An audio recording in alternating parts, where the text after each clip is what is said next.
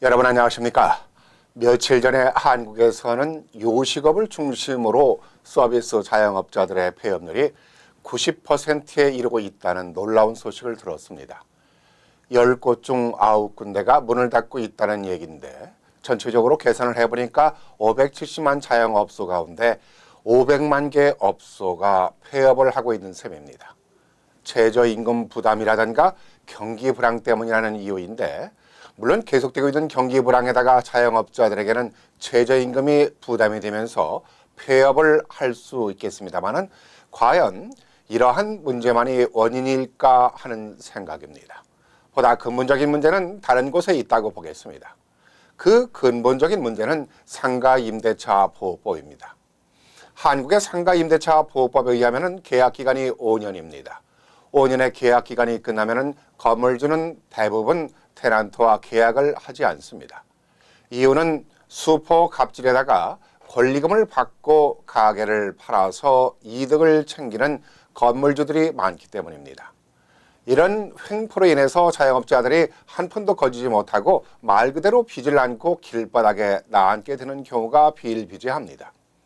5년이라는 기간은 장사를 하는 자영업자들에게는 자리를 잡는 기간인데 장사가 될 만하면 건물주들이 재계약을 하지 않고 이처럼 꼼수를 부리고 있기에 어려움을 겪는 일이 반복되면서 결국은 한국의 가계 부채가 1,500조 원이라는 사상 최고치를 기록하는 원인까지 제공하고 있습니다. 정부와 여당은 자영업자들을 보호한다면서 5년을 10년으로 늘리겠다고 했습니다만 야권은 8년으로 하자면서 줄다리기를 하고 있는 실정입니다. 5년에서 8년, 10년으로 조금 늘린다고 해서 해결될 수 있는 문제가 아닙니다. 다른 나라의 실례를 들어보죠. 가까운 일본의 경우를 들여다보면 일본의 상가임대차 보호법은 건물주가 특별한 사유 없이 테넌트를 내쫓을 수 없도록 만들어져 있기에 자영업자들이 마음 놓고 장사를 할 수 있는 환경입니다. 우리가 잘 알다시피 미국 역시 별다른 제한사항 없이 모든 것을 계약에 따르도록 되어 있습니다. 5년이든 10년이든 계약이 만료되면 이에 따른 옵션이 있고 업주와의 협의에 따라서 다시 재계약을 통해서 장사를 할 수 있습니다. 그렇기 때문에 자영업자들이 계약기간 부담으로 쫓겨날 고민을 한다든가 이 때문에 폐업을 하는 경우는 극히 드뭅니다. 물론 일부 악덕 업주들의 행포가 없는 것은 아니지만 기본적으로 법이 보장하고 있습니다.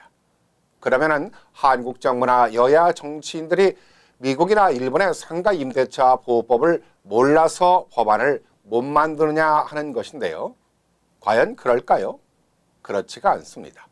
여야를 막느라고 정치인들이나 정부 고위 공직자들이 소위 기득권 보호를 위한 정책에 우선시 두고 있기에 못 만드는 것이 아니라 안 만든다는 얘기입니다. 자신들이 건물주이고 가족이나 친지들이 건물주이기 때문이기도 합니다.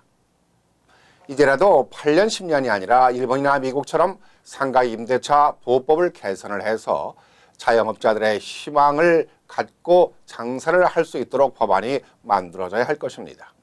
이는 곧 한국 경제를 살릴 수 있는 길이기도 합니다.